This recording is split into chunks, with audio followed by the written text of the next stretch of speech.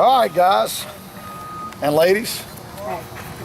Who wants to be first? Is it hard to get a feel for a team? I mean, you've sort of touched on this Monday that has gone through some of the changes. The coordinators are the same, but it is a different variable as far as what they've gone through since Coach Scott came in.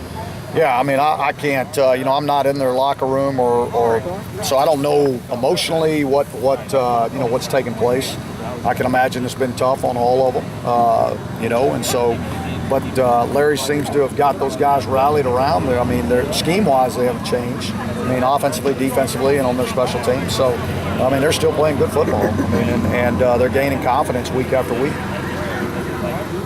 When are you going to football? I mean, I assume you want to know kind of what you're playing for. I know what we're playing for. You're not going to get me into that. I mean, we're playing Miami. That's it. That's all we're worried about. I know you guys think I'm not being honest with y'all and I'm doing things behind the scenes. I am not. I promise you, all I want to do is win this game. That's it. And the rest of it, I know if we just take care of our business, and I know it's hard for everybody out there, but it's really, if we just take care of our business, the things that we don't control, it won't really matter. We just control the things that we control, and that's all we focus on, really. And that's all I focus on. I am not smart enough to handle all the other things outside. I really am not. I can't. I am a one-track kind of guy, and so that's why I do what I do. So if Duke wins, you do not want to know? I don't care to know. It has no impact on the way we're going to play the game. None. It doesn't mean anything one way or the other. I mean, we have to prepare for a good football team to come into our place. It's our seniors' last home game, and we need to play a really good game. That's it. I promise you. Do players do they watch games during the day when you have a kickoff at some point, or track them on their phones? When you're around in pregame, the hours leading up. No, they don't have their phones out. No. Okay.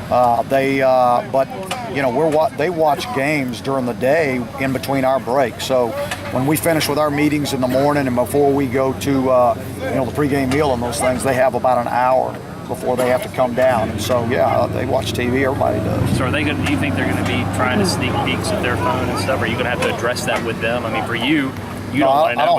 I don't have to address it because we don't. I mean, when we start on Friday, we don't. Our phones aren't an issue until after the game. So hopefully that's what it'll be. Y'all make it awful hard. But that's what winning does. No, y'all don't have to make it. You don't have to make it hard. There's questions. You just want to make it hard. I'm not talking about the questions. I'm talking about all the other things out there.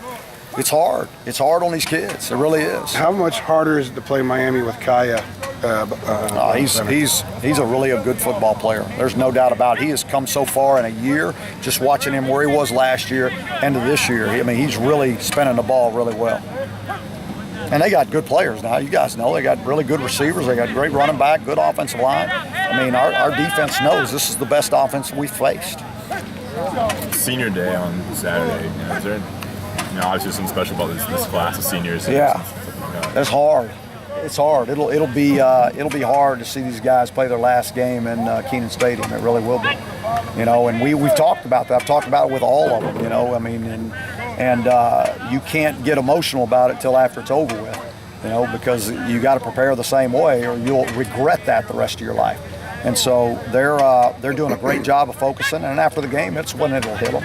It'll hit them after the game. Is there something special about this group of seniors? You better believe it. Because of when y'all came in and what y'all have gone through. Yeah, we have these guys have been through quite a bit, as you guys all know, and they bought in from the very beginning, and they've gotten tighter and closer year after year and year, and they have become really good leaders. Can you pinpoint? First guy in this class. First guy. Quinshad Davis. Yeah. There were quite a few guys that were already committed in the class when we got here, and so Quinshad was the first guy we went after that wasn't committed. Are there any other memorable recruiting stories from that class? From him, I can tell you some. From any other place. Well, I mean, we had to go to work immediately on all the guys that were committed. And recruit them to stay committed. And I think there were maybe 3 or 4 guys that bounced and went somewhere else. But the majority of them stayed. Quinshad was difficult because you could never get him on the phone. He was asleep all the time. And he hadn't changed. But I got to know his mother and his grandmother really well, and just his whole family. They're a lot of really good people. Did you target him when you were at Southern Miss? No, we didn't come all the way out to this far. I mean, we really stayed in a certain area. I mean, we went into Florida, but we really didn't go up into South Carolina. It was Peterson and Singleton that came over with you pretty much? Yeah, I mean, Peterson, his brother played for us there at Southern Miss, and so we had a relationship with him and knew him very well. And Kendrick, we had recruited Kendrick, had him in camp when we were out there in Florida, and then once he decommitted, then we started. He was a late guy in the class actually.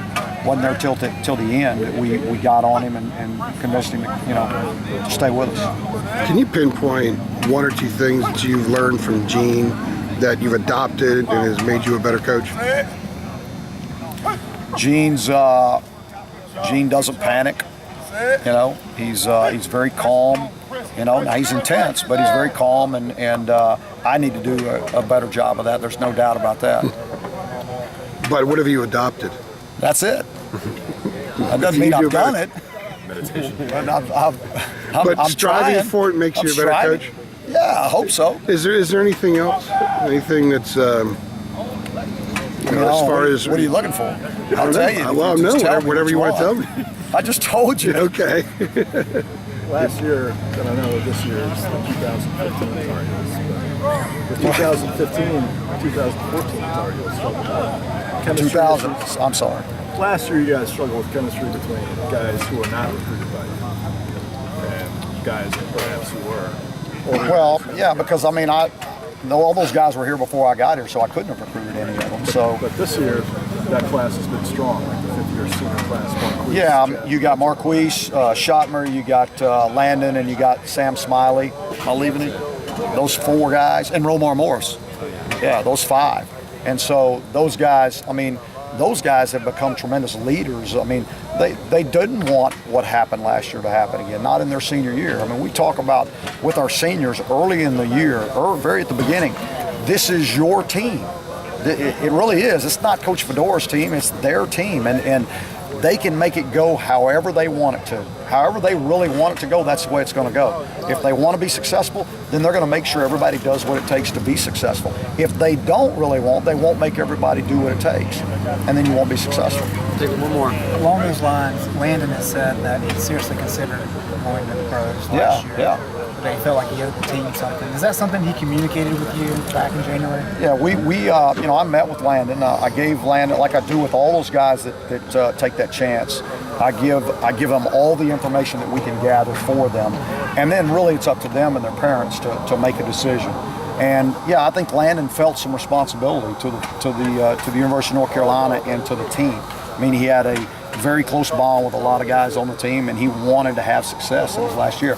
And that's why I'm so happy for him, because he's having a senior season that I could only hope for last year. And that's what we talked about. If you come back, you got to do this, and this to be better. And that's what he's done. And he's having that kind of year. And so I'm really proud of him. Thanks, Coach.